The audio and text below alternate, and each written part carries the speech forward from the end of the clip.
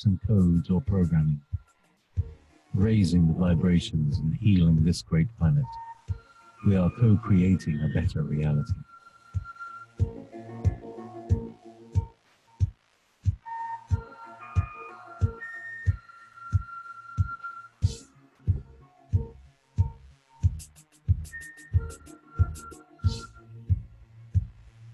You're listening to Wolf Spirit Radio.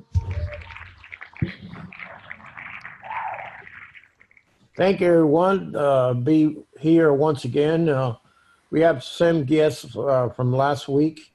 But before I introduce him, I just want to say a few words. I want to thank our producer, Russ, my wife, Nicole, Vanerssa, and John Soul, my co-host, will be very shortly.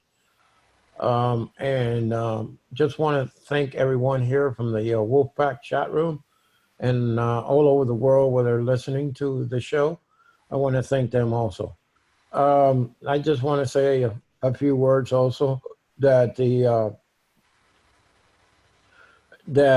Trojan box has hit a slow motion right now. I'm ordering tomorrow what you call is the battery pack that worked with the Atorium box. I'm getting new ones that's coming, custom made in Japan. I couldn't get them done in the U.S. because nobody does it. I was recommended to go to a company in Tokyo, Japan, and I got everything ready. And tomorrow I'll place the order, and that'll be it. And I'll have them here in 3 days from FedEx. Also, I want to say to the people also that this Wolf Spirit Radio is a listener-supported station. Please donate anything, $1, $5, whatever it takes. But please donate. That's what keeps us on the air and to bring the truth to you. Tonight's show is part 2. And my guest is Joe Esposito. And I just got John Soul just came in now. Welcome to the show, John. Hi. Okay. You're going to go ahead and mute yourself for now until we're going to get going started right now. Joe Esposito is a gentleman that has researched very highly the smart meters and other, excuse me, other different types of machines and gadgets that he has to measure the radiation coming out of the smart meters. And he's here today again for his second show. And because we didn't have enough time for the second show, first show. So I'm welcoming you back again, Joe. And thank you for joining us again today. You got the floor. You go ahead and say your piece. Hey, Max, thank you very much. And I thank your audience for listening. This is very important information. Not many people even understand what's happening out there. But I really appreciate you, Max, because you're kind of on top of what's going on here, buddy. And thank you again for having me on a second time. It's my pleasure. Okay. I don't know where to start. You know, there's a lot to cover again. I'll share this with you. You know, I have a YouTube channel. So if you go to YouTube, and don't search on Google because they won't let you in on my channel. But if you go to YouTube and you search on their channel, on the YouTube site, you punch in Joe Esposito. It's Esposito, and then put smart meters, and then put Owasso. Owasso, Oklahoma is where I live. Owasso. There's 27 YouTubes up. The one I think most people are viewing right now, it's a guy named Randy Love, and he's in Rose, Oklahoma, and they pulled his meter, and so he was out without electricity for over a year. But I think it's running on max around, I don't know, 168,000 hits on it right now, and my phone stays busy. I just got a phone call from Canada last night.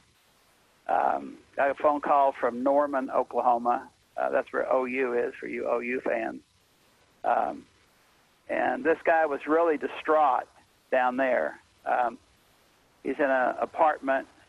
He's got 8 meters or 7 meters on his wall of his apartment, and that's deadly. I've been doing this for like going on 7 years now, and I have a HFE 35C frequency analyzer, a high frequency analyzer, and it measures radiation from 27 megahertz to 2.7 gigahertz, and that's this unlicensed frequency range where most of all this wireless that's affecting us, like with the smart meters and Wi-Fi and microwave ovens. That's mostly all that range that I can read. But anyhow, he calls. He's very upset because him and his wife are very sick, and they're getting sicker by the day. And they have those 7 or 8 meters on that wall. And I told him, I said, I won't scare you or anything, but you need to get out of that apartment immediately because it's a death trap. I can't block. I can go places and help people block things and slow it down or completely stop things, but not 7 or 8 meters. And the reason that is like here in Tulsa, there's this public service company of Oklahoma, and they were bought out by American Electric Power in Ohio, so it's AEP PSO now. And in their own words, they're telling people their meters are transmitting at 400,000 microwatts per meter squared. Okay, 400,000, and it's in their pamphlets that they hand out to the public.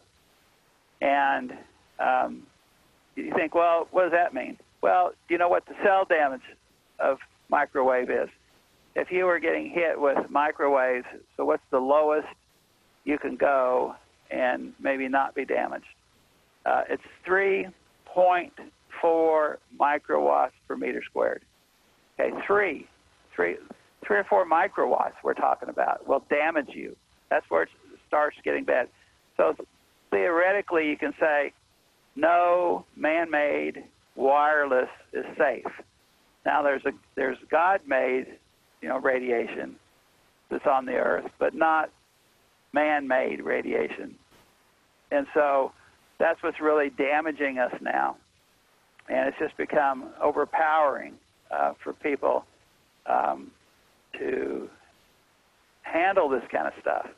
And the only reason the telecoms and the utilities are getting away with what they're doing is because nobody can actually feel it or see it or touch it. You can't taste it for sure. But it's out there. And unless you have a meter like mine and you go to my YouTube site, you'll see what I'm talking about. You'll actually get to hear the radiation. There's like these cell towers and things. Your people, they're driving by them. You'll see it on my YouTube. We took my video guy Ron and I. He's really great. We started in North Tulsa by the airport on the street of Sheridan. It's one of the major thoroughfares here.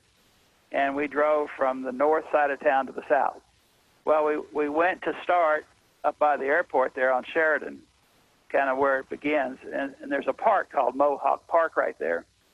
And so at that intersection, we just kind of turned on the meter. Well, what we were picking up is the radar because the airport's right on that corner.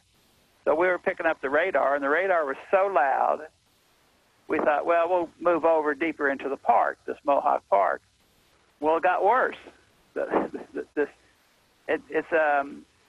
Radars have a special sound. They kind of go,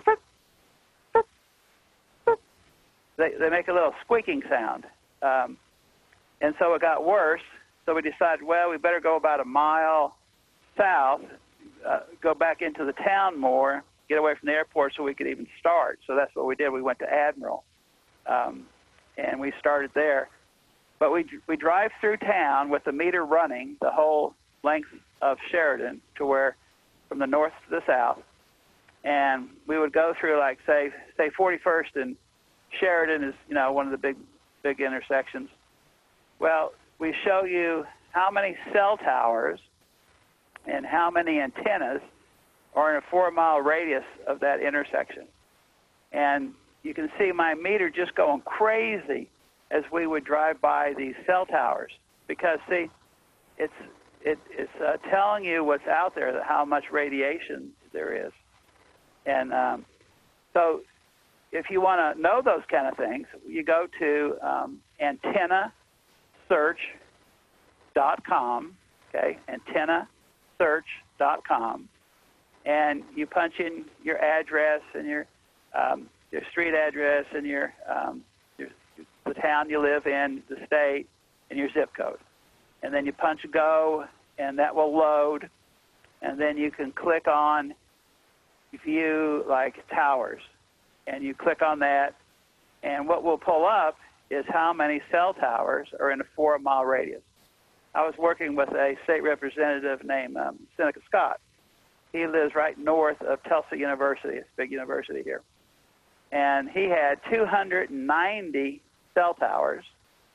And then the other thing you click on is communications antennas. They're very damaging also, just like cell towers. And he had like 900 communications antennas.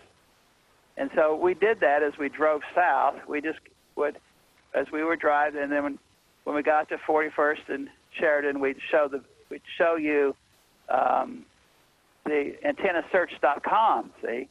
So you would actually see how much radiation is in that area. And then we show you the meter because we never turned it off while we were driving. So it's kind of shocking to see all that, because, see, it's like it's kind of like an unknown plague out there, and people are being physiologically damaged with this radiation. And they knew it back in 1934. The Germans called it microwave sickness, and they've known it all along. The Navy did a study, I think it was in '71, and they talked about all this radiation of what we're talking about. And it was like 2,500 studies, and they had 5 pages of different health problems from this radiation they recorded. People say, well, that's a lot of different problems, and that's true. We were talking last show with Max, and there's these 4 documents that I have, and I think I emailed them to Max, so Max has got them. And the second document in was by a guy named Martin Paul. He wrote a letter to Jerry Brown to try to stop 5G. That's our next step up from all the radiation we're involved in right now. And that's millimeter radiation, which is going to be burning us on the outside. And all wireless is raw electricity, right? So we're actually being burned or electrocuted. Instead of going to prison, and getting electrocuted and it kills you, we're just getting electrocuted a little bit at a time. Some people, though, can die from it if they're really sick. But anyhow, in this document, it's about 6 pages long, and a lot of it is referenced. But the reason we're being damaged is our cells have these little gates, and they're operated to open and close and allow calcium to come in and out. And it takes a very low voltage to make those gates open and close. But when we're subjected to this wireless, the wireless is so strong, it's 7.2 million times greater than the forces that are being used in the cells to open and close those cells. So see, it's screwing up our biology, it's screwing up our physiology. And that's why people are getting so sick from all this. And it just depends on, where you are. Like, I live in a hot spot I live in Wsol. There's a cell tower on 96 about a half mile from my house. And they keep putting more, there's 6 layers of panels on this thing. It's like a Christmas tree shape, and there's 6 layers of panels on that thing. And what I've seen them doing now is, say the panel, let's just say was maybe, I don't know, I can't get up there and measure one, but say it's maybe 6 inches wide, the panel, and maybe, I don't know, 2 or 3 feet tall. And that's putting out this, microwaves. Well, what they're doing now is they're doubling the things. Instead of being 6 inches, there's 2 panels up there right side by side. And so they're bumping everything up everywhere. I mean, you see it everywhere. No, they're doing that. So it's becoming more and more intent. So where I live, if you take my meter, and I took my state representative, his name is Dr. Dale Derby. He's an MD anesthesiologist. He's a good guy. And I got him to come to my house on a Saturday morning about 9 o'clock, and I had some of my materials out there to kind of make sure he kind of knew what I was talking about and stuff. And I took him the south side of my house, where all the bedrooms are, is the worst side, where all this radiation's coming in. So we walked around out through the backyard, went down into our storm shelter out in the backyard. And so I had my meters there. My, it reads microwaves, and there's another meter that reads magnetic fields. So any electricity, like going through a electric cord or power lines, or say you turn on your toaster or your oven, there's a magnetic field that comes out away from that, and that damages your health. Okay, and you don't have to have campfires, and probably better, but it's just the fact of life. So you want to learn to stand away from them while you're cooking. Don't be leaning right up against them. It's just not very safe. But anyhow, we went down into my cellar, and I took the meters, took him down there, and everything was 0, no problem. No sound, quiet, everything was fine. Well, when I took him out, come up the stairs, and we went over to the south side of my house, and my meter readings were up around 10,000, and I'm sure today it's probably pushing 15,000 microwatts per meter squared. That is a lot of radiation, and it's damaging. And so if you're living in a hot spot, and this radiation is coming right in through your house, I mean, there's nothing to stop it. So you're being affected as you drive down the road. You go through these intersections, and there might be 2 or 3 cell towers there. And it's really bad for the people that live around those intersections, like me. I mean, and so you sit there and you're damaging your health, and you don't even know it. What's happening to you. And so if you're being hit by a lot of radiation, and it's very powerful radiation, then the chances of you going down first is pretty quick. Versus someone that lives out in the country, where there is almost no radiation or very little. There's lots of places out in the country that are really safe. It just, if you have a meter to go do that. But if you're driving along, most highways now have cell towers every mile, every few miles. You all can see them just like I can, but you can't read them. And some are worse than others. And then some in our town, we used to maybe just have one set of antennas up near the top. Now we have 3 layers of antennas. So they're ramping it all up, and it's making people really sick. Just like this couple, when we first started, they have 7 smart meters on their wall. You can't survive that. These smart meters are going off 14. This is a court document. 14,000 to 190,000 times a day. They're putting out these pulses, and they go for miles. Like the gas, the water, and the electric. All the utilities are doing it, and that's why when Mr. Derby came, that was the purpose of him coming, was to see if he would help sponsor legislation to stop all 3 utilities from using wireless and go back to the analog meters because of the health problems. And he agreed to do that. And so I had a constitutional attorney here in Oklahoma. We wrote, during the weekend, we wrote a 12-page bill. It was House Bill 2872. So you can actually pull it up, and they didn't allow it to go anywhere. Mr. Derby called me first day of the session and said, I don't have the political capital to push this thing through. He was kind of a new guy to the system. And I'm sure they were jumping all over him for even letting it be sponsored. So it died, never even made it into committee.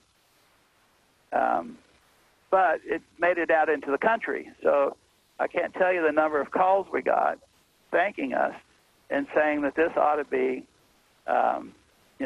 legislation that every state would be happy to have,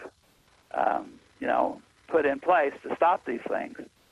The constitutional attorney, he did a good job of writing the bill for us. So, you look at all this, and you don't understand it because you haven't been told what's happening. And so you have to find people like me that know something about it, or you have to get on the internet. Like there's, back when I started all this 7 years ago, PSO put where I live, Wsol, the city, was the pilot for the state for them. And I don't live in Wsol. I live in Tulsa County near Wsol city limits. Hey, I want to ask you a question here. Sure. There's a question here. Does the cement block homes, would radiation go through that? Absolutely, it does. It doesn't matter what kind of wall. Well, it does matter, but it goes right through cinder block because, there's 2 kinds of cinder block. There's the light ones, and then there's the concrete heavy ones. There's 2 different ones. The heavier one would help more, but I did a house up north of here. As a matter of fact, I have a YouTube up on it. This guy has a house. I'd have to look it up for you to tell you which one it is. But I went to his house, and I walk around. When I do this, I do it for everybody. When somebody asks me to come out and or hires me to come out and measure this stuff. The first thing I do is find their address, and I look up antennasearch.com because I want to know how bad the radiation is around them. So then when I get there, I walk around the outside of the house, and I look. I'm looking at 2 things. I'm looking at the radiation coming at the house, and I'm looking at the radiation coming from the house, from the inside of the house. And so to answer your question, this fellow here, he had a Wi-Fi, and he had a deck phone. And so I'm walking around the house, and I'm going, okay, your deck phone is right here in the house on the other side of the wall, and your Wi-Fi is right over here in this room on the other side of the wall. He said, how'd you know that? Well, my meter has a special sound it makes, like a signature for different kinds. Like the smart meters have a sound. The deck phones, a deck phone is a phone that has a base station with no wires. You pick it up and carry it, and you walk around and talk on it. That's a deck phone. Then you have Wi-Fi, and you have those different things. And so there's signatures on the meter, so I don't even have to read how much it is unless you want to know, but I can tell what is. And so I walk around the outside of the house first just to see where things are on the inside. And then I was doing a walk around one day, and I had a young man with me, and I stood the young man between the deck phone in the house. I stood behind him with my meter. So he was between me and the house, right? And so I put my meter up against his back, and the meter went quiet. I said, well, where do you think that radiation's going? It's going in you. he's absorbing it. His body is absorbing it. You know, so yes, it goes through cinder blocks. Now, if you want a military-grade blocking material, there's a guy. Remember, I was telling you here in Tulsa. He's out on about 55th and Mingo. Yeah. He builds Faraday cages for military bases. And what he uses is aluminum or copper screen wire. You know, like window screen wire. It's about the same gauge and quality. And I sleep in a Faraday cage made of aluminum, window screen wire. And that'll block it at a distance. So if you're some distance, say like a deck phone, if you're maybe, I don't know, we'd have to do the experiment, because I don't have them in my house, but I have a little Faraday cage that I made. I carry around. You'll see it in my YouTube. But we would have to do a little experiment. But say you're 30 feet away from a deck phone. Well, that aluminum screen wire will protect you, yes. It'll block it, yes. Just aluminum, metal, window screen wire. It will stop it. That's what it does. And you'll see in the YouTube, it's on my house, on the south side. I nailed it to the outside, or stapled it and nailed it to the outside of my house and the roof. Because I was trying to slow.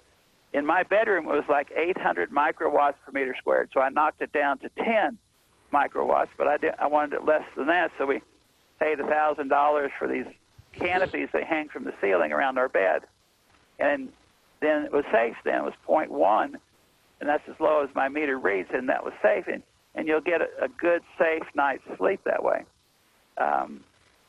But now, if you're close to the source, nothing's gonna block it.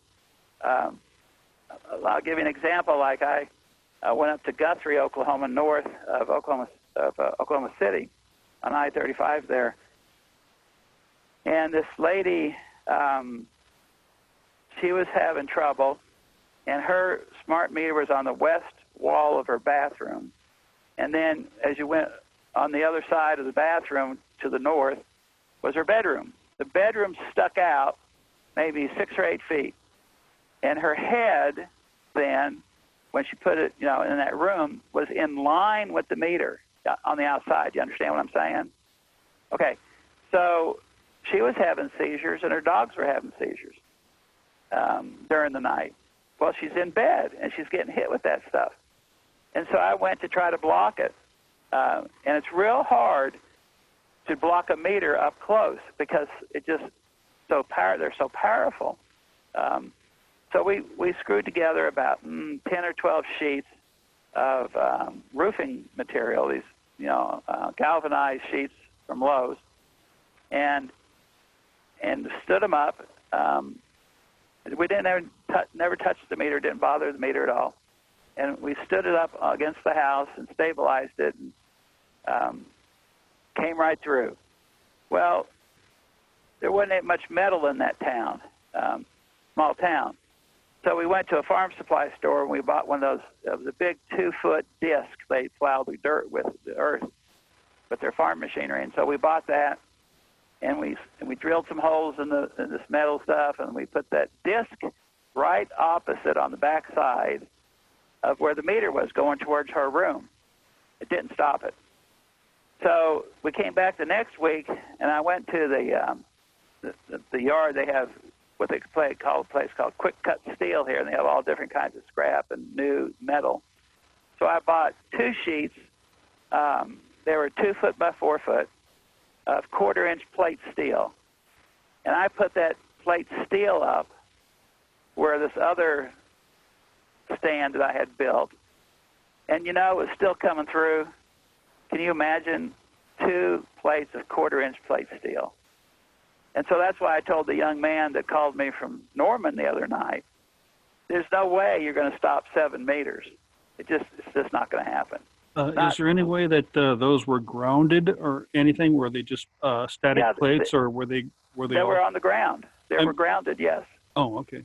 Yeah. Remember I said 4 foot, but I mean, what I'm saying is that's how powerful these meters are. See, people don't understand that. So when you're dealing with something up close, and that's why there's people here now spending $10,000 to $3,000 to get the meter off of the house and get it some distance. Any distance away would be great. The further away, the better. Like, maybe like what they did on mine. Mine was 8 feet from the head of our bed, and so mine's a little longer story, but anyhow, we got it moved for off our house 92 feet away for $1,000. I had to pay for a pedestal 92 feet away, and then I aimed. The meters are like guns. I aimed it away from me, because you don't want it coming at you. You want to be on the back side of it because it's not as bad because there's metal back there behind it. And so when it's further away, you can block them. See what I'm saying?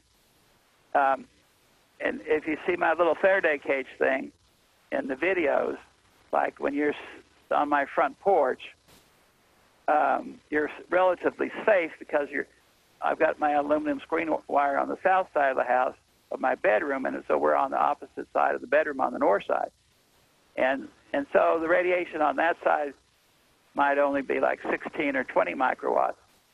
But as soon as you step out into the open, then you get hit with the full force of this stuff, and then my meter goes crazy. And so what I show people then is if I take my little baby Faraday cage, it's only maybe, 15 by 15 or 12 by 12 by 3 feet. And it's got a lid on it, And so I can put my meter inside of that, put the little lid on, and my meter goes quiet. See, that's the aluminum screen wire. It's a military-grade protection. And so my meter will go quiet. But it's because we're at a distance from all the radiation. It's not. But if you get up close to it, and give you an example of that, there was a Tulsa World newspaper guy that kind of was trying to, make fun of me and nail me on the wireless stuff. And so I railed on him for about 6 months, and he finally came to my house. And so I had my meter. I was sitting on the front porch, and I was working with my meter, and I had it inside the cage. Well, he walks up on the front porch, and my meter spiked. And went, and I said, well, can you turn off your cell phone? And he kind of was startled, at that. But I've been around it so long, I can tell you what's happening. He was taken back by that, see. But see, he was too close, and so his phone went right through my little cage. And people don't understand that. That's why, you have to know what's going on, and that's why you need a meter like mine to measure what you're doing to see if you've done a proper remediation to protect yourselves. Joseph, I've got a question here for you. Yeah. If you live near a tower, how far away from that tower would you consider to be reasonable as far as dealing with without having to go over the deep end, we'll say? Because I know that I have a tower that's a half mile away. Well, but see, I don't know. But that's what the tower I'm talking to you about at my house. It's reading now 10 to 15,000 microwatts. It's a half mile away.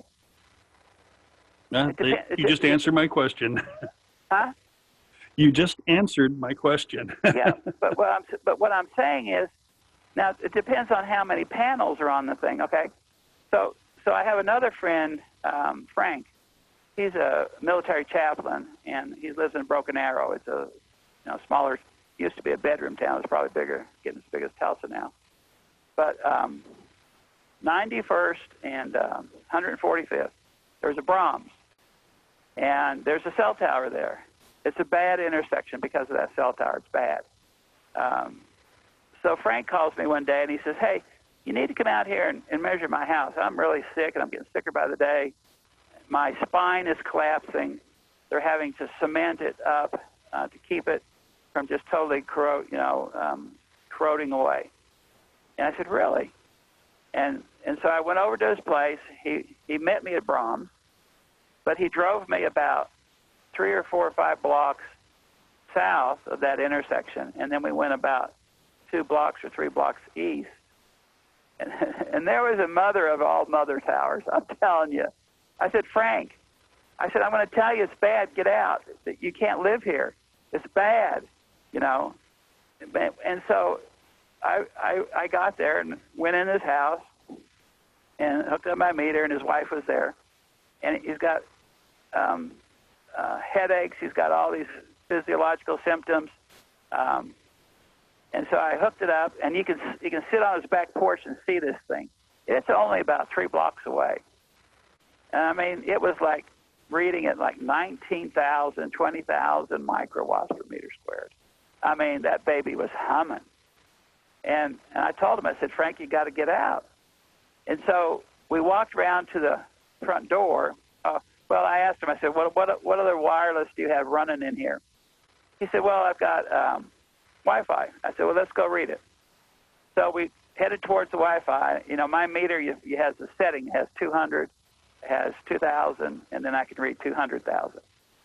Okay, so we started walking towards it, and Wi-Fi goes tick, tick, tick, tick, tick, tick, tick, tick, tick, like that. So, you know, we could hear it. It was in the kitchen, so we started going towards it. I didn't even get to the door, and I already hit 200. When I got near the door, I hit 2,000. I said, well, let me step outside because that stuff hurts me. Remember, I'm too close to the source. Okay, so I put on my other attenuator thing that reads 200,000, and we went in there. Now, this is a small bedroom, and this is his office. My meter went over 2,000 almost immediately. And this guy says, you know, I can't even stay in that room 15 minutes and I get sick. And so I said, okay, well, unplug it, put an Ethernet cord. You know, you have to cord everything, hardwire it, get away from doing the Wi-Fi stuff. So then we went out and sat on the porch to talk about all this. And I brought these 4 documents that I shot over to Max. And so because he wants to show his doctor. I mean, we're trying to get his doctor involved in this. And we're all sitting there for a few minutes, and I'm saying, you know, my face is starting to burn. She says, my face always burns here. And I had to go to the doctor because, you know, it was burning. He said it was this, this, and that. And Frank said, yeah, my face is burning. And I said, well, it's the wireless. It's the microwaves. That's what's burning your face. It's so strong here. And then they had the gas meter, the Oklahoma natural gas meter. And these are like cookie cutter houses. They're nice homes. They're 10 feet apart. Everybody's got the smart meter on the same side of the house. The gas meter's on the same side of the house. Now, they didn't have water meters at his house, but I don't know, you know, if they're going to get them or they're in other parts of this addition. But the Oklahoma natural gas meters are transmitting every 15 seconds 250,000 microwatts.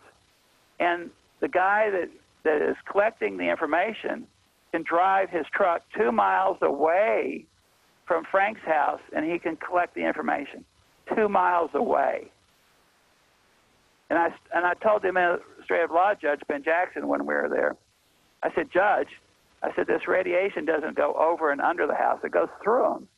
That's why they can read the radiation. And so then there's the smart meters. He had a smart meter, but they'd taken the transmitter out. But you're still getting dirty electricity, which is probably is bad because of the switching mode power supply. That's another story. So anyhow, Frank's telling me, he says, well, you know, these houses on the edge around me, they can't stay occupied for 3 months, and they keep selling them. People are coming and going. Well, across the street, if you look up, there's a huge power line right behind those houses. And what did I tell you? Magnetic fields, right? And so that's the problem. Those homes now not only are they getting creamed with the microwaves from this mother of towers, now they're getting the magnetic fields. So you can see how it just escalates. And then, so then people bring their cell phones in, and then they might have a deck phone, and they might have Wi-Fi, or they might have what do they call them, those sound bars on your TV that are wireless. You know, there's a whole list of things. People have their tablets, you know, and things like that. So it's a real dilemma what's happening to us. And see, people don't even know it, and that's how they get away with it, because they can't tell it's happening until you get like a meter like mine. I mean, I've done a lot of evaluations. I've gone to a lot of homes, but we did this one home, and they had deck phones and Wi-Fi, so we went in and quieted it all down. And so then I go back through the house a second time because I can now hear the lesser wireless devices. And so I was going back through this house, and we were coming out of the room, and I heard it. It put out this little chirping sound, and I said, well, it's here somewhere. We'll look for it. So there was this, you came out from one of the bedrooms, there's a couch, and so we were on this side in the living room. And I said, well, maybe it's in the bedroom behind the couch. So we went in there. I said, no, it got lesser, the sound. So we came back out to where the couch was. So we started moving down the wall of the couch. Well, we got to hit this guy's recliner, and the recliner is where it was, but it was his, what do you call him, tablet, making the noise.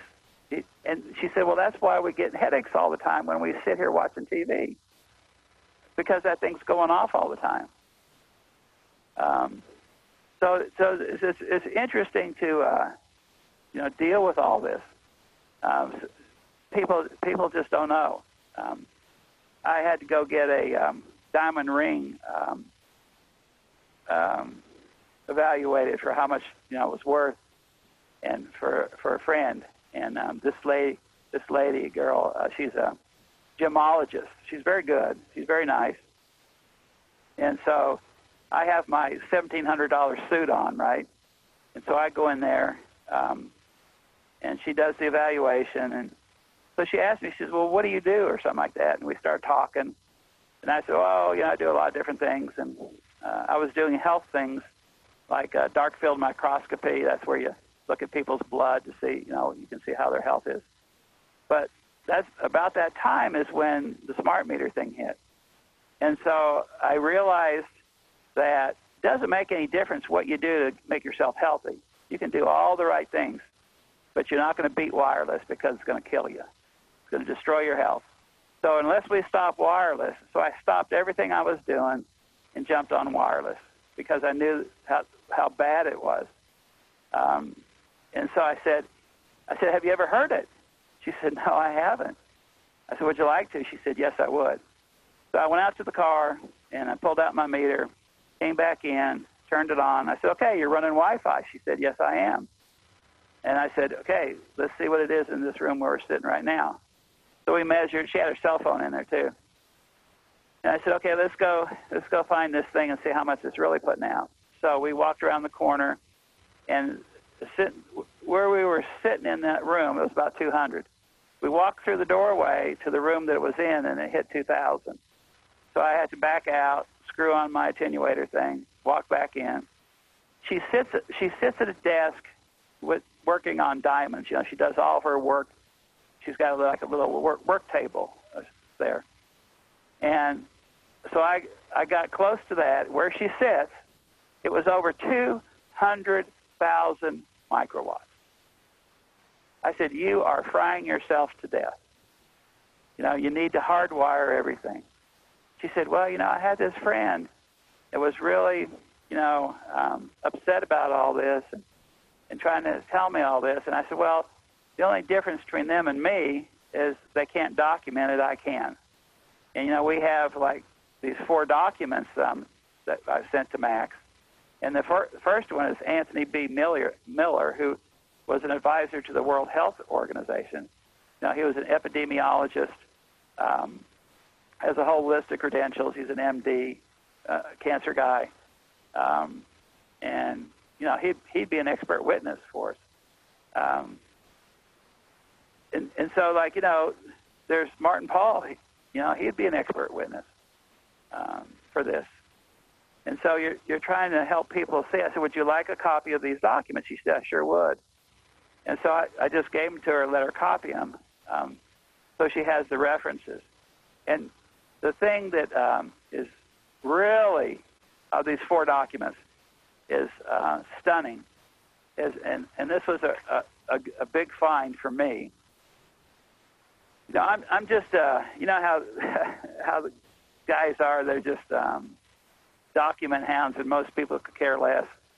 And I understand that. I don't expect everybody to be like I am, but that's where you find the nuggets. That's where you find when you study it and look for it. The Generation Zapped, the documentary by Sabine El Jamal. She took 4.5 years to make this documentary, and it's about 74 minutes.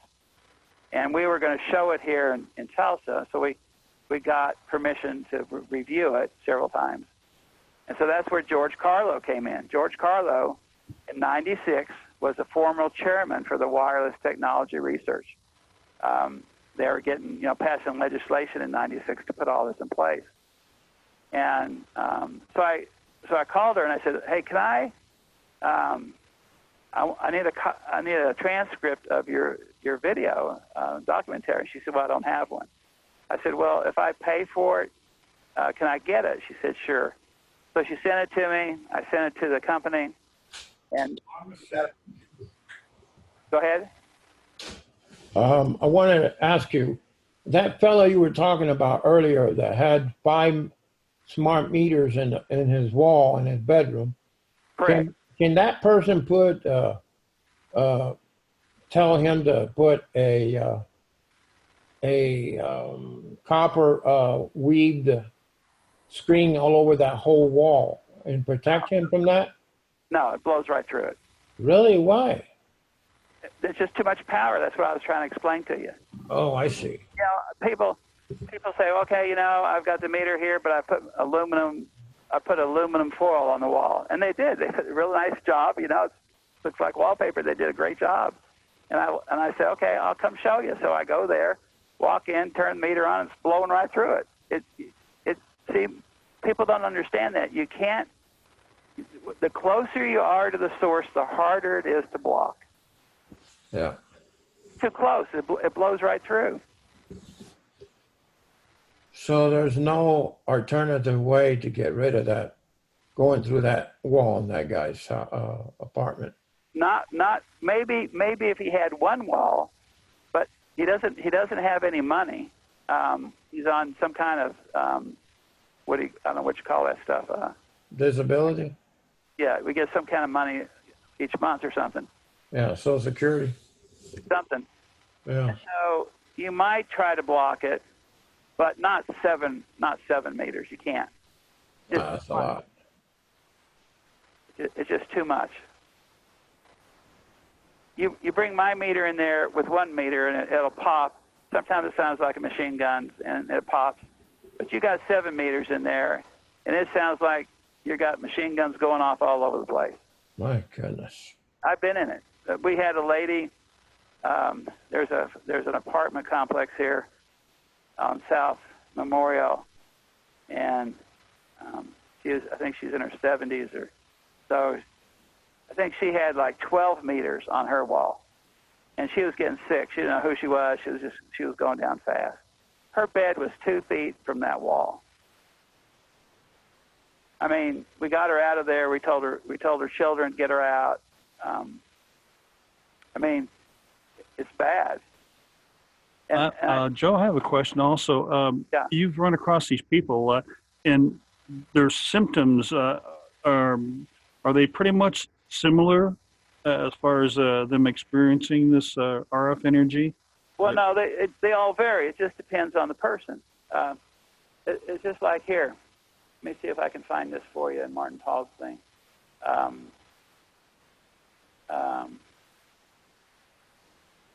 Here's a list, and now he's talking about, on the 3rd page of his documents, he talks about smart meters. He's talking about Wi-Fi and cordless phones. But on page 2, he's talking about various neurological, neuropsychological effects, including changes in brain structure, functions, changes in various types of psychological responses, and changes in behavior. At least 8 different endocrine hormonal effects, cardiac effects, including the electrical control of the heart, including changes in the ECG, producing arrhythmias, changes that can be life-threatening, chromosome breaks and other changes in chromosome structures, histological changes in testes, cell death, now called apoptosis, a process important in neurological development. And then you go on, and then here he's talking about remember the 71 Navy military document. This is 7, lower male fertility, including lower sperm quality and function, also lower female fertility. I mean, look at these guys. They got their sperms all destroyed and, garbaged up, and they go to these, what do they call them, fertility people? Well, they got their cell phone right in their pocket, man. Okay. 8, oxidative stress, changes in calcium fluxes and calcium signaling, cellular DNA damage, including single-strand breaks, double-strand breaks, and cellular DNA. And, we're talking cancer here. Cancer, which is likely to involve these DNA changes, but also increased rates of tumor promotion like events.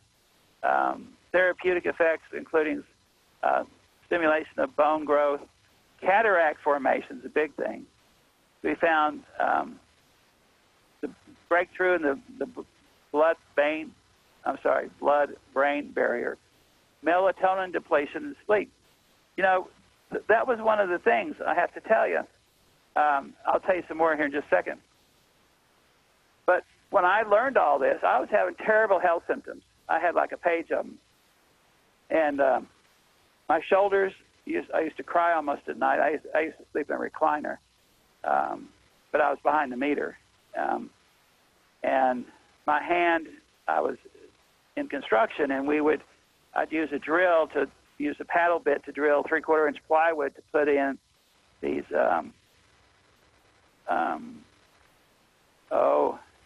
that keeps the wall together from blowing apart. And the drill would bind up, and so it would kind of mess up your hand. So I used to wear a glove at night because of the pain. I had teeth problems. I had my left leg was a terrible problem. And so when I started learning all this, like Klinghardt said to do, I went through a series of steps, and I built a Faraday cage with 1x4s. I grounded it into the earth through my air conditioning fan. I drove it through Russ. And I woke up that next morning, after I'd done all this work. I built a Faraday cage, like I'm, telling you. And this was my testimony that I took to the state legislature. I said, I woke up after all that was done. I could hear the clock ticking in the kitchen. My stomach growled, and it was daylight. I had no pain anywhere for the first time. I didn't want to come out. I mean, it was like floating. I was in there. It was just, I can't tell you. And what's the first thing, if you had cows or chickens or birds, what's the first thing when animals do when they wake up? You want to go outside and roll on the ground. They stretch. Cows. I mean, we had 3 steers. We raised, and we got them up to 1,400 pounds before we take them in. But I was raised them for years here. Or my daughter has a lovebird. Same thing. When they get up and they wake up for the morning, she'll stretch her wing out, and everything, and then she'll do the other wing. And when the cows get up, they stretch. Well, that's what I did when I came out that morning. I stretched. That's the healthy thing to do. See? And, I had no pain at all. It was just the most amazing feeling. And pain's not right because it's wireless. And if you listen to a YouTube, it's Camille Reese and Dr. Nicholas Gonzalez. He's a New York MD, and he's a cancer doctor, and he's really good. He gave an interview that'd blow you away, half an hour, 45 minutes. He's telling you 85% of our health problems today is nothing more than microwave radiation. Soon after that interview, he disappeared and died. Very true. Can a ion machine that reverse the ion to negative would it be able to stop the radiation? I don't know that. Okay. We just have to experiment with it. Yeah. I don't know. I've actually, I have one, but it broke. But I was removing the chemtrails probably about 5 years ago, before I came into radio and all that. I had an ion machine that turned the ion, it can go either negative or positive. I put it negative, and I put it to a machine that I made, that I invented. And I could see the chemtrails up in the sky, anticipating, like something was making it disappear through a vacuum cleaner. Oh, wow. And I did that, and I turned it off, and it came back. It started to develop again. So I said, what the heck? I'll just turn it on, leave it on for about an hour or two and see what happens. Right. So I came out and had my lunch there on my porch and watched that darn thing disappear. Wow. And I left it on for 2 hours, and then I said, well, I could sit here another hour. So I set it another hour there, and it disappeared completely. I turned off the machine, and it didn't come back out again. It disappeared completely. Huh. So that's that. I'm going to try to do something with I got to get me another ion machine. The way you can buy the ion machine, where they sell all the Teslas, fine and dandy machines, you go to amazingone.com, and you'll see everything you can think of in there. Wow. There's even machines there that they use, those weapons they use against us. Wow. Yeah, it's called amazingone.com. Well, that's a good thing. See, we need to do more stuff like that, so we can see if we can find someone to help us. Yeah. Let me finish reading. Yeah. Go ahead. I'm gonna mute myself. Is it John who's talking to me? Is that right? Who's the other fellow talking to me? That was Russ. Me. Russ, wait a minute, Russ. Hold on a second. We got to go into a 3 to 5 minute break right now. Okay, I'll go check. Okay. We'll be back in Okay. 3 to 5 minutes, so we'll see you back.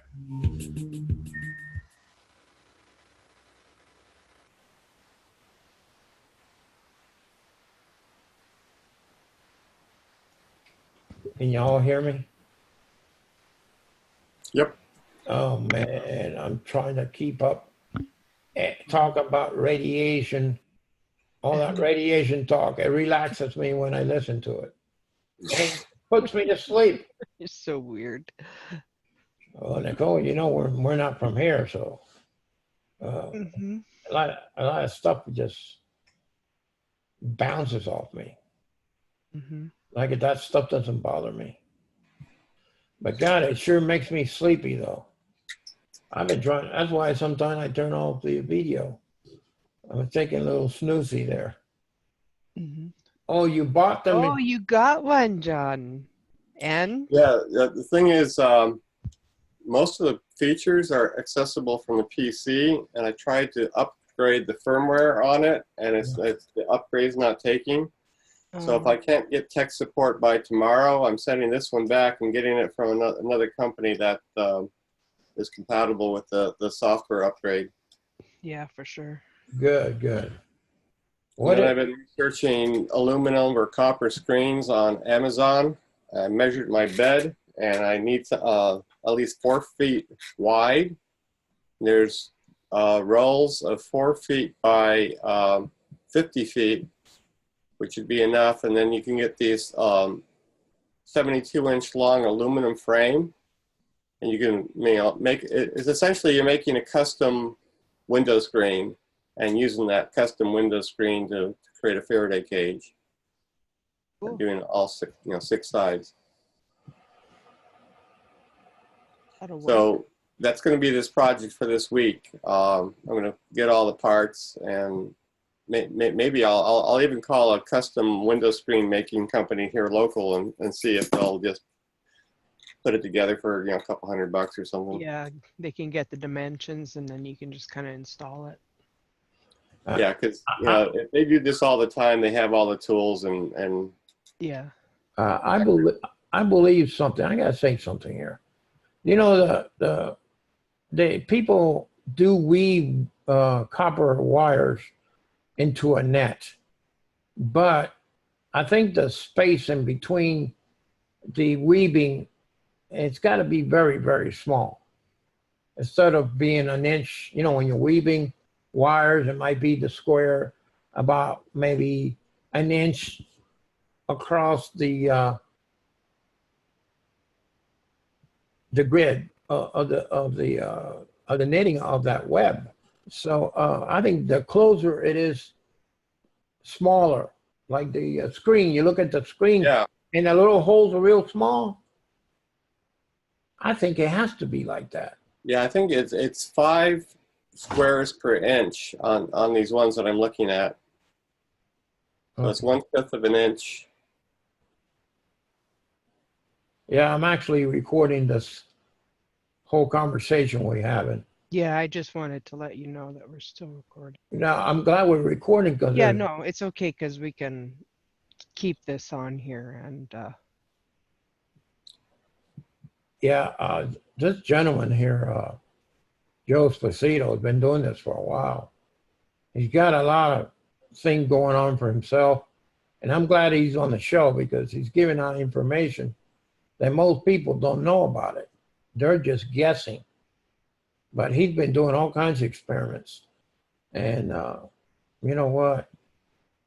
I haven't been able to go to the Blue Ridge Electric Company where my the services from electricity. But if I think I'm going to go try it Friday. Go out Friday and go over there and talk to them, see if they can move my meter all the way to the telephone pole in front of the house here. Yeah, they might ask for like $1,000 to do it though.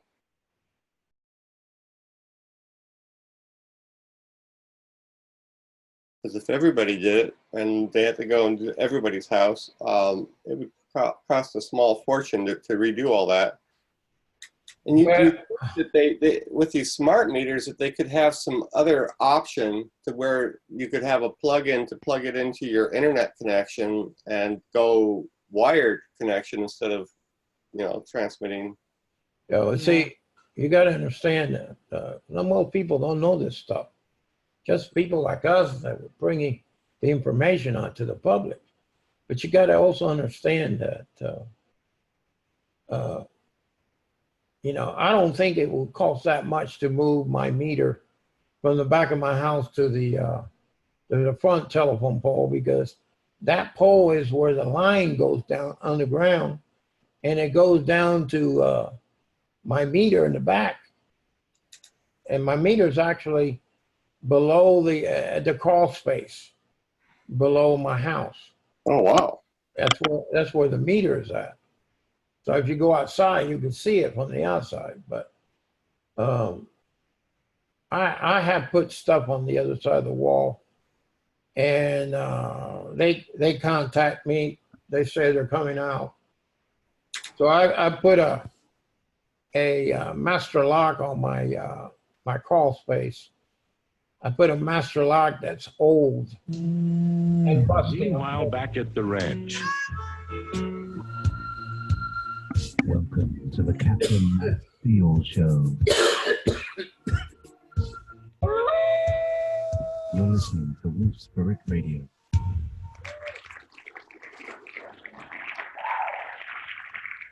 Well, thank you. Back from the Uncle Ben's cabin out there in the woods there in Canada, but no, I'm really here in the Blue Ridge Mountains of North Carolina, where it's nice and cold and got the heat on and warm. It's really a great time to have some hot tea while I was doing that break, but I didn't get that chance yet. But anyway, I wanted to say thank you for returning back. and to the second segment of part 2 of smart meters. And while we're on the break, we were talking here between the panels here. So I didn't turn off the recording. I just kept it on. So when the show's over, I will put it on YouTube, and it'll be out there for the public to see and hear what we're talking about.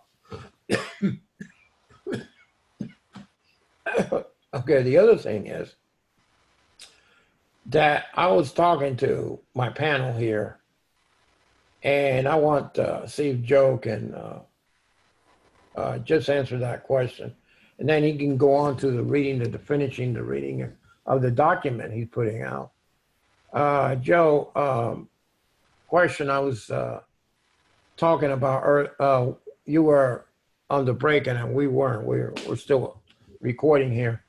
What I'm trying to say is that if the weaving of the screen is very, very small, like the weaving of the aluminum that they have screens for the windows, if the weaving of the copper is small like that, won't it be able to work?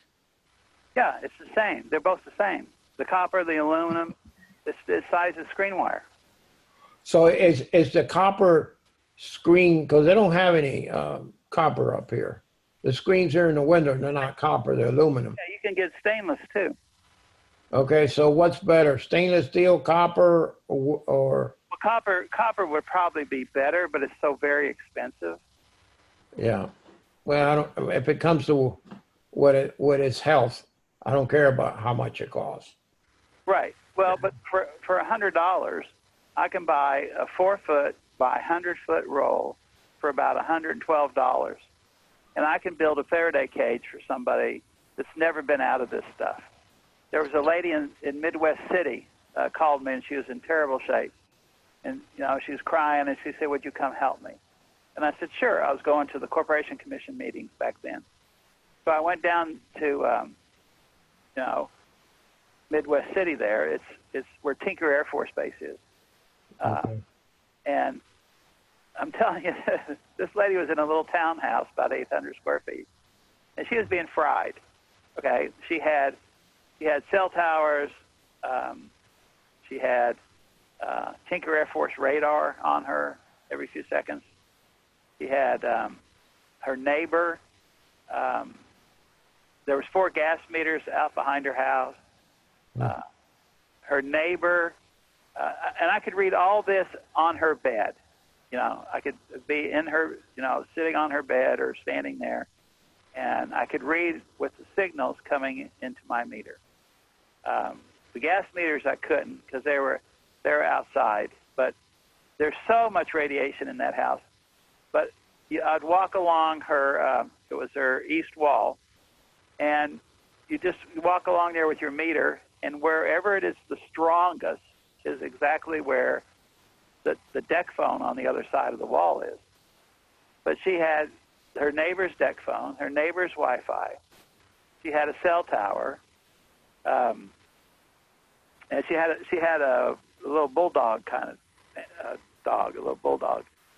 And so I went there for the first time, and I read it all. And I said, you're just getting creamed with all this radiation here. So I came back the next week, and I went to Lowe's. Lowe's has got terrible radiation coming out of that place. I don't know what they got going on in it, but it's bad. And then I went and bought some 1x4s. And so she helped me, and we had to make each panel, but we constructed a frame out of wood that would go around her bed. There was 4 walls, right? She got concrete floor, so she didn't have to put it underneath the bed. And then we put a frame on top to keep it from coming down. And then we just took a staple gun and shot it, like I said, for $112, $16. And then I made a door to where, she could open and close. And you just make it, doesn't have to be fancy, but you make it to where, like when the door closes, it laps out maybe 6 inches past the wood on the door so where it touches or goes against the wire, you know, that we made on that wall there, kind of thing. Well, the dog wouldn't come out. The dog was telling you what's going on, man. But that was the first time she was ever out of all that radiation. I mean, it's amazing, you know. So she's not getting affected anymore? No, I told her if she wants to live, she had to get out. And so she sold everything. She bought a trailer, a pull trailer, and a four-wheel drive. She came east, and the reason she came east from, you know, Oklahoma's flat, most of it, real flat. Well, you can't get away from the radiation because it's so flat. So if you come east of Tulsa, is the beginning of the Ozark foothills. So you can use terrain to help protect yourself. That's why I tell people to, you know, to go where the terrain is, because the terrain is makes it very safe. So she came here, sold everything, and she bought a four-wheel drive and a trailer. And we went out and we found her some places to where she was safe for the first time. Wow. You know, so I mean, and you don't have to, you can find places. If you have a meter, you can find a place or make, like where I'm sleeping right now, in the place I'm at. There was a couch. I mean, I've got, on the west side of this house they got a deck phone coming in. I could block that. I could put stuff up on the wall, and I could block that, but I don't. On the east side of the wall, there's 2 cell towers coming in. In the middle of the house, it's pretty safe. It's only running like 3s and 4s. Pretty safe. And so the living room is the safest place. So I have this big, long couch there. So I just, you know, like you've seen pup tents, right? You know, the military pup tents, or Boy Scouts, they get in them. Yeah. Well, so I put a 2x4 about 2 feet above the couch, where you would lay down or something. And then I put supports on either end. And then I took the 4 foot, you know, roll of wire, and I stapled one edge to the 2x4 and let the other one touch the floor, concrete floor. And I did it on both sides. And then I just cut a 4x4 piece and just laid it up on the end. And it's 0.1 in there. Boom. I mean, how much was that? It's not very much, and you can protect yourself. See? And that's where I sleep. I've been there sleeping for like 2 months now in that thing. And, I mean, you know, you get a good night. And here's the thing. You really start dreaming. When you're really sleeping good, you're dreaming. And when you go that deep, then you're going to be, you know, and then so you get better where you can go out during the day and take more hits, if you would, when you're out. Instead of just being, while you're sleeping, you're getting burned up at the same time, see, with that. Let me tell you a little, read on this page 4 of Martin Paul's thing real quick, so people, to answer Russ's question. And so here's, it says, what this means, he's talking 5G, is that the impacts on the outer 1 or 2 inches of our bodies will be massive. See, this is 5G is millimeters. It's real short wave. Because of this, we can expect humans to suffer from, number 1, very large increases in blindness from each of the 4 major causes of blindness: cataracts, macular degeneration, glaucoma, and retinal detachment. I've had trouble personally with retinal detachment. Each of these involves excessive calcium levels in different parts of the eye, and 3 of them also involves excessive voltage-gated calcium activity. I conclude that each of them is likely to be massively elevated by 5G. Number 2, large increases in hearing loss and tetanus. There's a ringing in your ears, tetanus, leading in many cases to deafness. 3, very large increases in male infertility as well as universal drop in sperm count. 4, very substantial numbers of melanoma, skin cancer, and leukemia, possible other types of cancers. EMFs appear to be particularly active in causing cancer in children and consequently children are at risk from 5G. 5, impacts on the peripheral nervous system leading to near universal neuropathic pain and peripheral neuropathy. 6, large increases in thyroid dysfunction because the location of the thyroid is near the surface of the body. 7, impacts on the immune system cells, possibly leading to autoimmune diseases and other deficiencies. 8, impacts on erythrocytes, that's the red blood cells, leading to stacking of the erythrocytes in rouleau, long chains, and also cell lysis, that means they die, leading to very low oxygen in the tissue and lower nutrition and transport in the tissues. Now, here's the thing. Now, remember I told you I did dark field. And what happens when like you're not drinking enough water or you're going to get hit with these EMFs? You go into tire stores and the tires are all stacked on top of each other. That's what rouleau looks like in your blood, that they're all stacked up.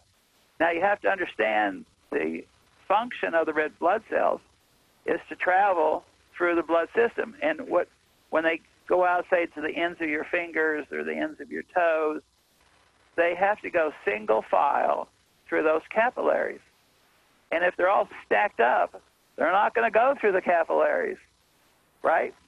So that's the huge problem with this stuff. Okay, so then it goes on. Because plants and animals are affected much as we are, but they will have much larger parts of them are highly exposed to 5G radiation.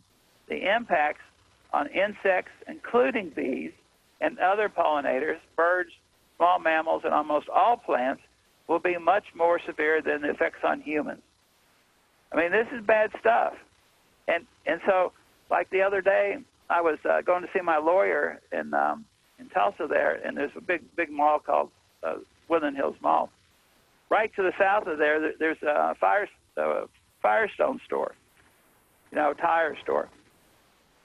And so here's this guy putting in this telephone pole, and you can tell it was 5G because there's just a big antenna on top and one on the side, and they're going to put, get this, they're putting a smart meter on the pole for the electricity, right? So it's going to make everything worse yet because of the smart meter. So I drove up. I was in a hurry. I rolled down my window. The guy was sitting there in his truck, and they had the cones in the road, and everything torn up. And I said, 5G, right? He goes, yeah, 5G. They're going to be everywhere, hundreds of them, thousands of them. And I said, okay, good, thanks. And so I drove away.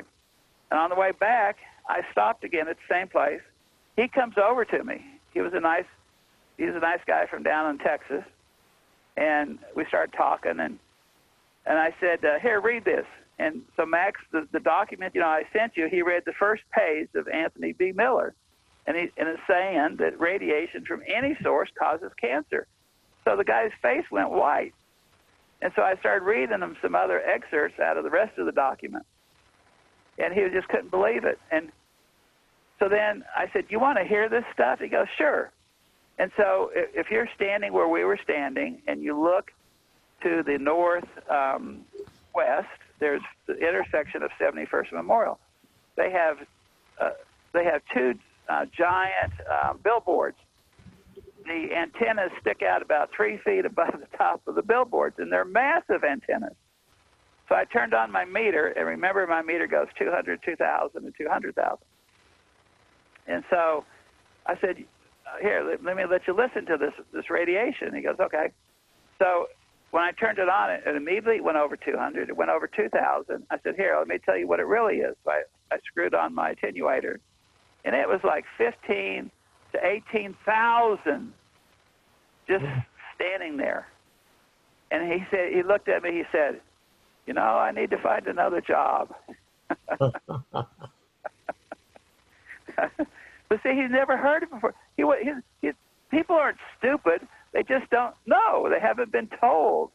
I was in Sprouts the other day, and I had my suit on, right? So people usually don't ask me anything. People are pretty nice to me. They don't like throw me down on the ground or anything and step on me. But I was in the produce section, and there's a young man that was stocking the vegetables. He said, why do you wear the suit? Are you hot or cold? What's the deal? I said, no, it's the radiation. I said, it's your cell phone that's hurting me. And he moves the cell phone away. I mean, it doesn't make any difference because he's too close anyhow. And so I started explaining to him what's happening. He says, you know what's happening, but everybody else here doesn't understand they're being damaged. I said, correct. I mean, he picked up right on it. He knows. He understood. People just haven't been told. Well, I just want to tell you that I put the antennasearch.com through my address, and it said I have 3 towers within 4 miles. I know where they're at. One of them is really a cell phone. The other ones are the ones that you've been talking about that got that long metal square thing, and it wraps around an antenna. Those are the actual. They're not really cell phone towers. It's different. I'll find out what the true name of it is pretty soon, because I do have a friend that he deals. He puts them up all around Winston-Salem, Greensboro, North Carolina, High Point, and I mean, you go down I-40 in Winston-Salem, and you see them on every side of the highway, going down the highway. That's right. It's ridiculous. One thing that's different about me, I don't feel those radiation coming into my house. I do have stuff around it, but it doesn't bother me. I can sleep. I have good dreams. I dream about my wife all the time, how beautiful and loving that she is. That's good. And that keeps me going like that. I mean, right. I think about love all the time. And I think about the love that I have for my wife. And that stuff doesn't penetrate me. I sleep really good. Let me tell you, there's if you want to get a flavor for, I mean, somebody other than me, because, you guys think, wow, that guy's kind of weird. No, I don't need to. I ran across this lady told me, her name is Jolie Jones. She, Quincy Jones was a very famous black musician. Yeah. And so this is his daughter that is in this. And if you go to get on the internet, you type in, like the http://www.jolie, JOLIE talks, If you type that in, punch it up, her picture will come up. But listen to what is under one of her pictures. She says, seemingly overnight, I became impaired, unable to be anywhere near radio frequency waves generated by cell phones and wireless devices. I felt like a canary in the coal mine. I was unable to use a cell phone. I was unable to work. I had to become a refugee from the modern world. It became unbearable for me to be in a Wi-Fi environment. I couldn't watch TV. I had to drastically reduce my computer use. I had to use only non-wireless connections. I couldn't go to restaurants, movie theaters, yoga classes, concerts, offices, hotels, airports, be in a rental car with GPS. I mean, remind me to tell you about that one. I had to stop going to homes of friends and family. As a result, I lost connection with my friends. Yeah. Well, these towers that I was talking about, that there are 4 towers within 4 miles of where I'm at, they're actually above me. I live in a valley with big giant mountains all around it. Right. And I believe that the sending of those signals, when they're way up in the towers, I say they're probably about 75 to 80 feet up there. Does the beam of that antenna, does it go straight out? Does it go down some and it goes up like a fan? To be honest, I don't know. I know the answer to that one. Okay. Is that if you're in the valleys, it's very hard for those frequencies to come through unless it's bounce off the ionosphere and back on down. But that usually cuts it out. That's why I do a thing in Upper Michigan where they have these rallies and they call in guys with ham radios for 2-meter operations because there's no cell phone communications in the areas that we work. Right. So it's kind of like a great thing for getting away. Well, valleys are key because remember I was talking about terrain. Terrain is a protector. And let me share this, like the car thing, real quick, so I don't forget. I had a friend. He's 87 years old.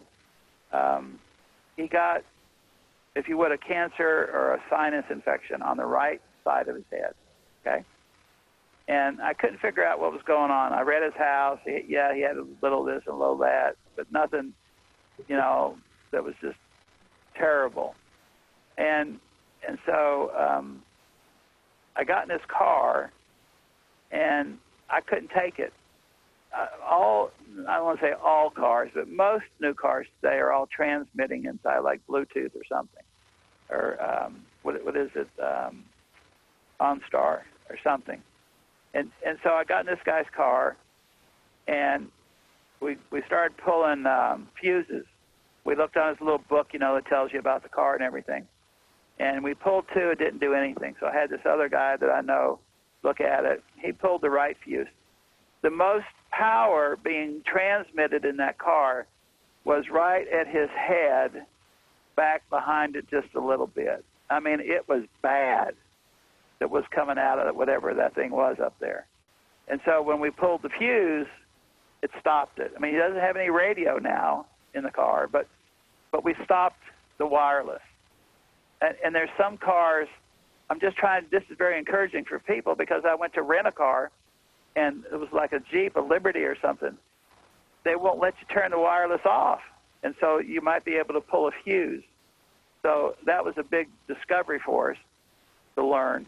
Then there was another, I don't know, Nissan or some other car I rented because I had to go down to Arkansas, about 4 hours out. Somebody rented me a car to come down. And I said, I'll only rent it if I can stop the wireless. And so we got in there, and the guy helped me. And so he showed me how when you turn the car on, you can do different things to stop it. But as soon as you turn the car off and start it again, it comes back on. So I had to take a piece of paper and tape it to the dash so I'd remember. And before I got the paper on there, I forgot. Went about 2 blocks, and I got so sick, I knew what was wrong. See, but I'm like Jolie Jones. That's how bad I am. I can't take it. So people need to know it's in their cars too, and there's ways you can stop it by just maybe pulling some fuses. And the car still functions.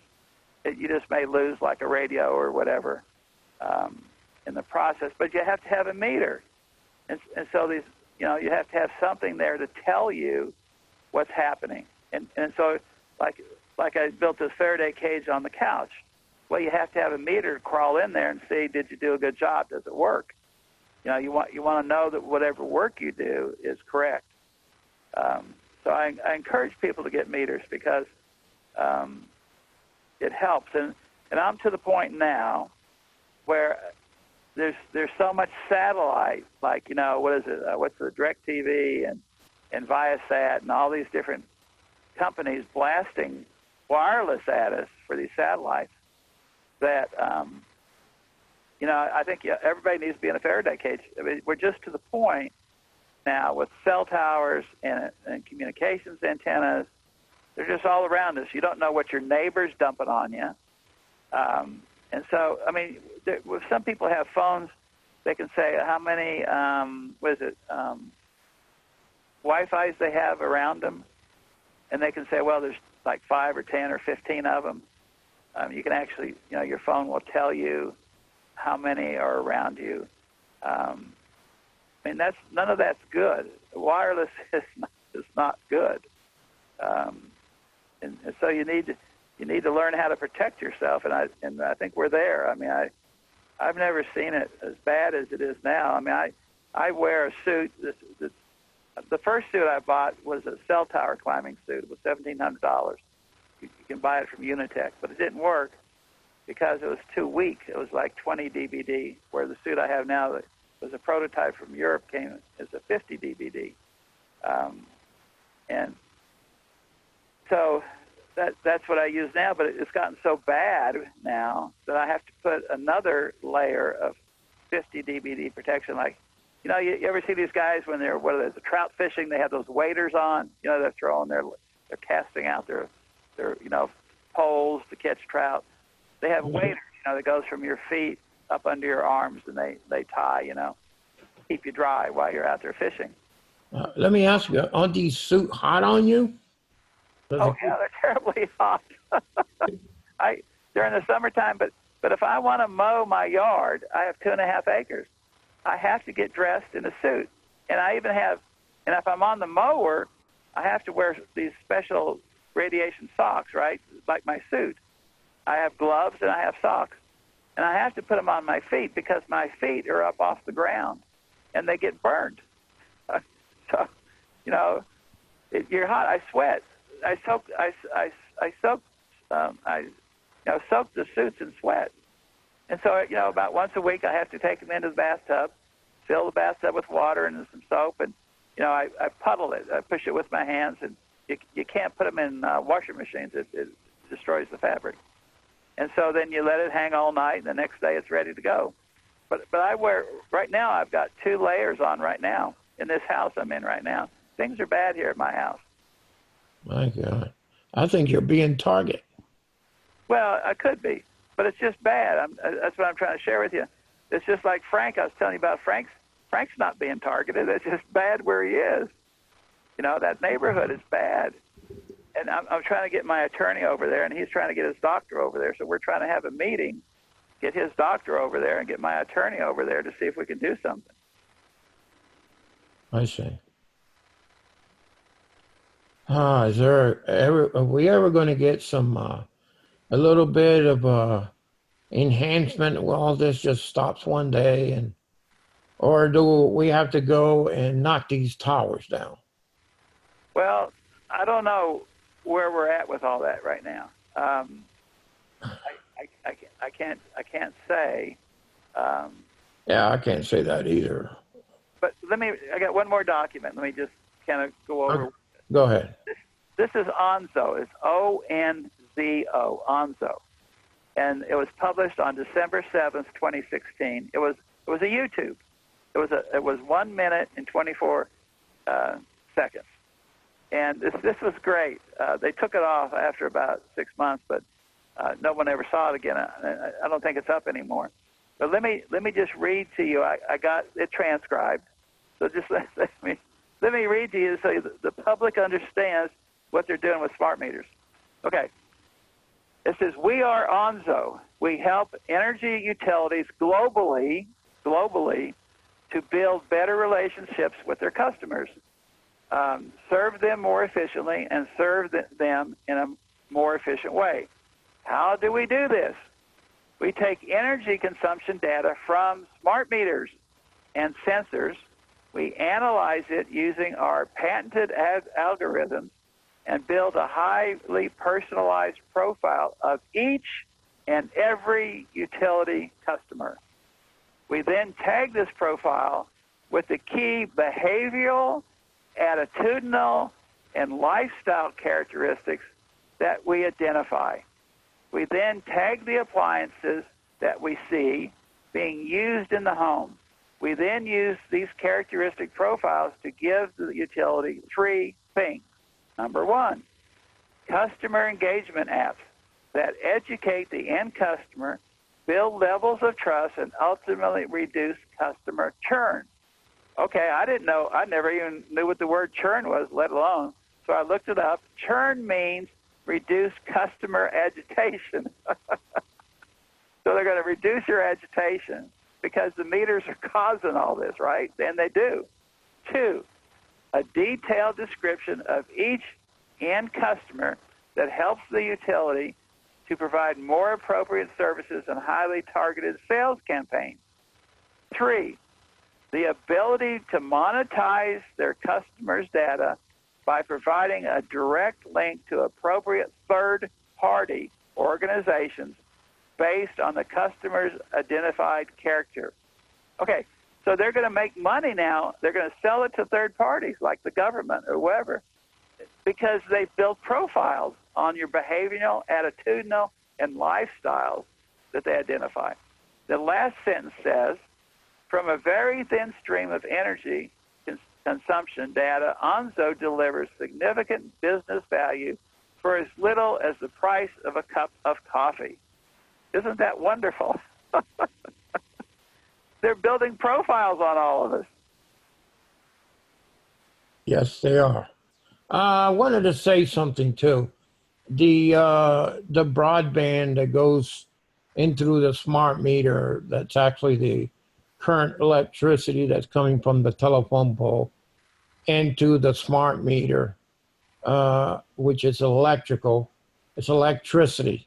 In other words, there's a broadband internet that goes through the wires that sends the signal of each home. You know about that. I didn't know they were doing that. Okay. Okay. So what I tried once, I went and got me some internet adapters that you plug into the electrical wall.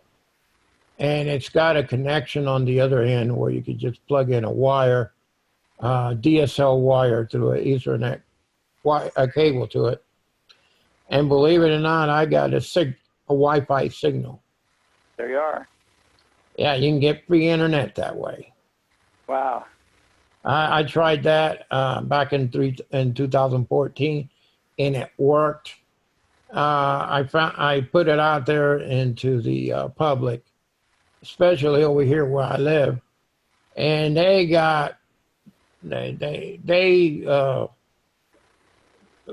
called me, and I had my gate closed.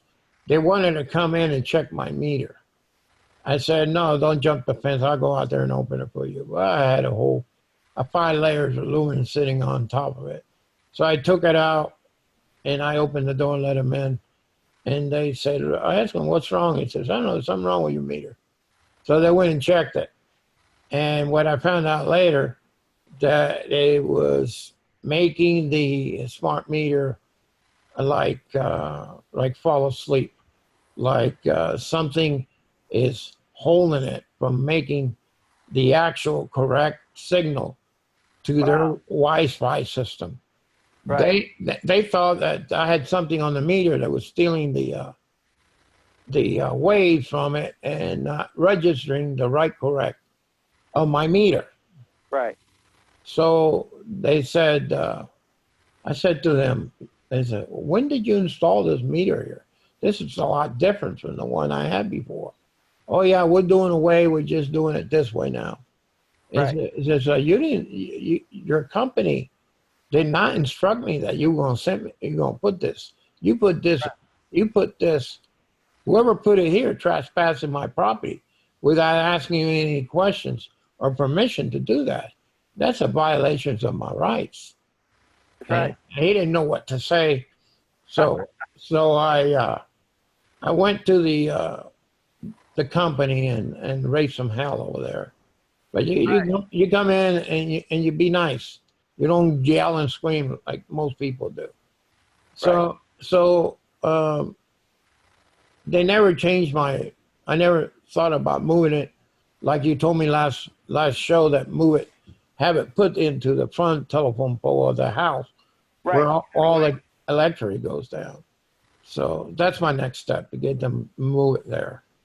Yeah, that's what you need to do. But here's the thing. I was one person, so they tried to crush me. But if you could get a neighborhood to come together, or a town to come together and say, we've had enough, we want all this off, we want to change, then that's when things are going to start happening. Well, is there any way once I talk to them, if I don't want it anymore, and just say, why don't you just put the analog back the way it was, and y'all come out here and read the damn meter and do that? Because some people have done it. Well, if you're one person, they'll just crush you, okay? But if you can get a group of people together, they can't do that.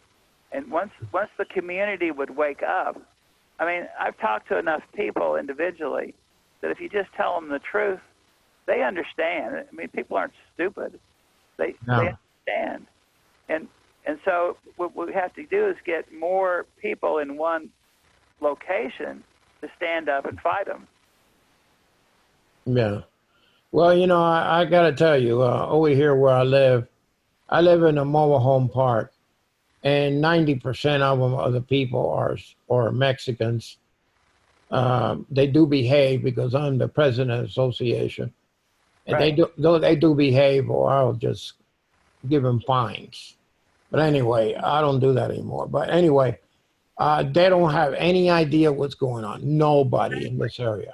But if you had a meeting and you get them together and you tell them what's happening, nobody's going to want this done to them and their children. Yes. Nobody wants to destroy their health. Okay. You know what I'm going to do? I'm going to make copies of those documents that you sent me. Yeah. And I'm gonna take it over there to my friend's print shop, and have him make about 100 of them, and then I'll just I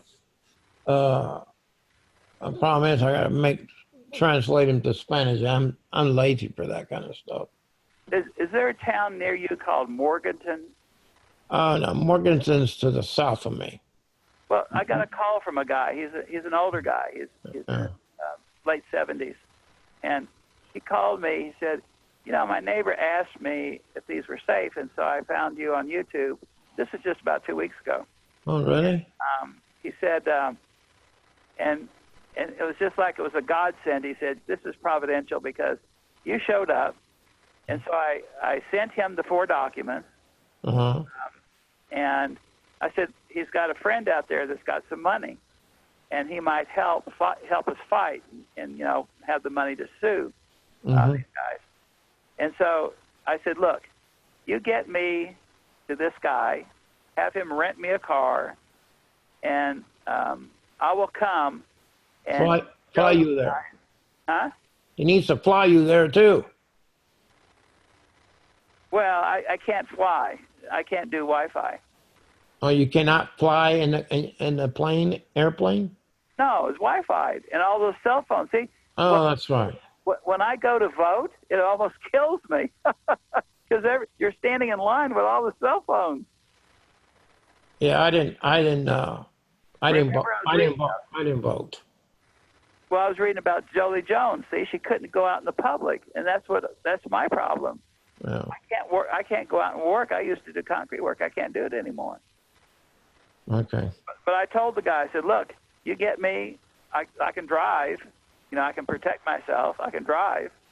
You know, and I'll go. I'll go spend 2 or 3 days with you, and teach you about what's happening. And maybe this guy can help us financially. See. That's a good idea. But if you don't, money's okay. But if you had a group of people, you know, maybe 100 different families, you've got the same ability as the money. You can stand up to them. You can stop them. I see. They're not going to turn off 100 families' power, let me tell you. No, they won't. No. But see, they just haven't been taught and they haven't been told, but we can do that. Yeah. Oh. We got to do something, folks. Yeah. We can't sit around in our couch potato here No. and do something. Yeah, but see, they don't know. That's why they need to watch the YouTubes, because then they'll learn about how bad it is out there. See, they're just sitting in their houses getting fried, and it's destroying your brain. You know, back in the 50s and 60s, they did lobotomies, right? They separated the front of your brain from the back. That's what this stuff is doing, folks. Oh, it's making me sleepy every time I do a show like this, especially when you talk about radiation and stuff. I start to fall asleep because the radiation and the Wi-Fi and all this stuff does not affect me at all. It doesn't. You must be your body must be. Well, I was in radar. I was around that radar for long. There you go. Every day. And the radars they're powerful. They go 30 miles. The radar at our airport here goes 60 miles. So I forgot to tell you this.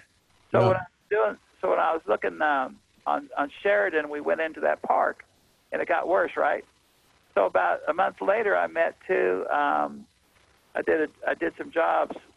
Some people would just call me, and they worked in that tower. And I said, "Where's the radar?" They said it's in Mohawk Park.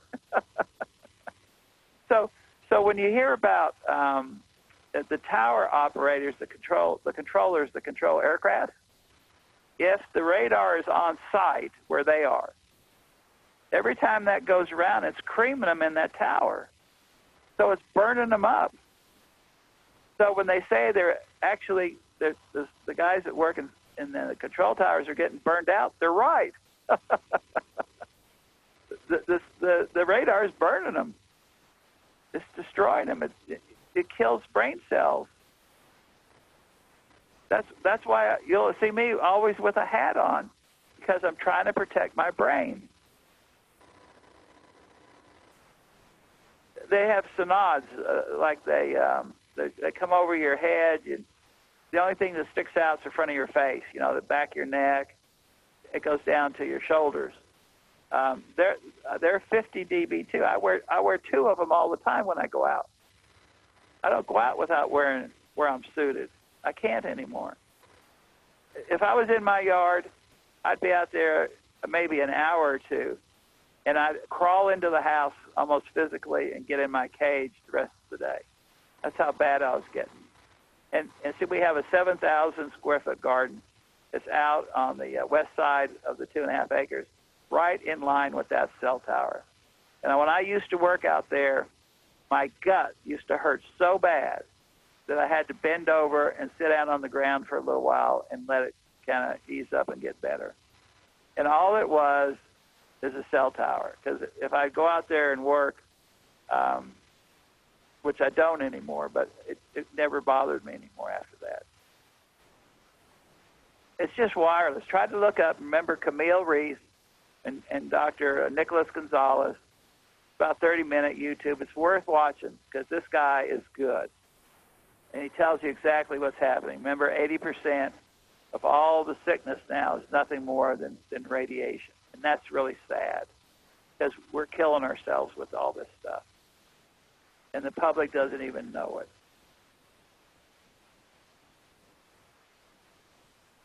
Amazing. And they just need some help and some education. And so that's why I'm on, and I thank you so much for letting me be on your show, because, that's what we're accomplishing tonight is education. Yes, it's all about education. That's right. What kind of hat do you wear?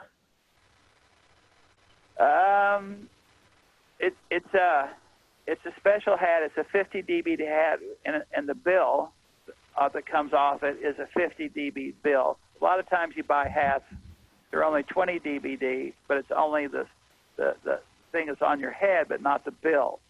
The bill's important to be protection because when you're driving down the highway and there's cell towers, you can put your head down and shield your eyes. Because remember this guy said all the 4 different things it does to your eyes.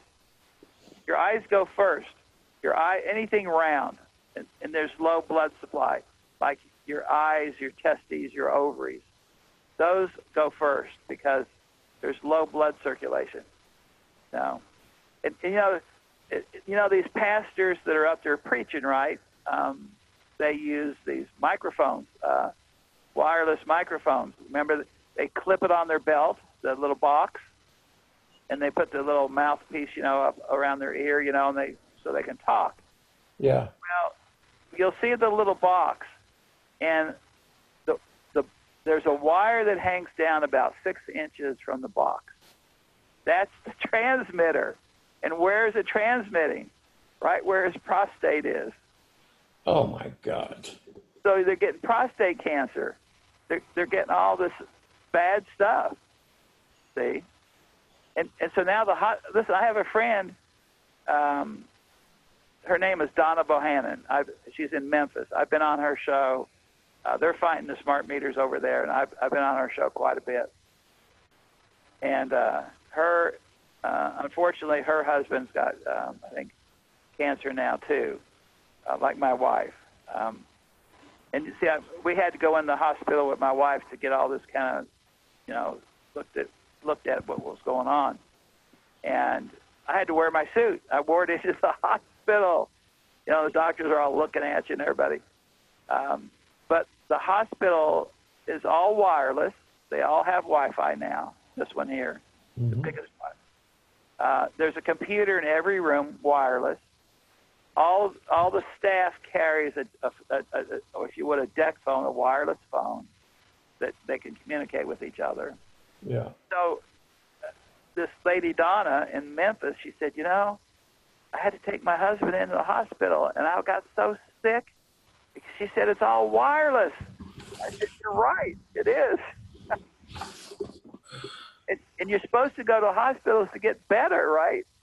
They're going to make it work. You're going to make it work. Correct. I'm going to bring it out here on the air again because some people do forget. Are you going out? Okay. On the cure for cancer is two different plants. You can buy it at herbco, HERBCO.com, and you go up to the left corner and it says bulk. Click on bulk, and then you look for this particular plant called Pipsissewa, which is spelled Pipsissewa. That's one of them, and the second one is called Oregon grape seed roots. I mean, not grape seed. It's called Oregon grape roots. Forget the seed. It's roots. And if you're going to make it for you got to drink 3 cups a day, and you put a tablespoon of each, and you can go ahead and make 3 cups for the whole day. So like tea. It's a tea, yeah. Yeah. This cures cancer 100%. Well, boy, you better start selling a bunch of it, because I'm telling you, cancer rate's going to go out the roof now. Oh, yeah.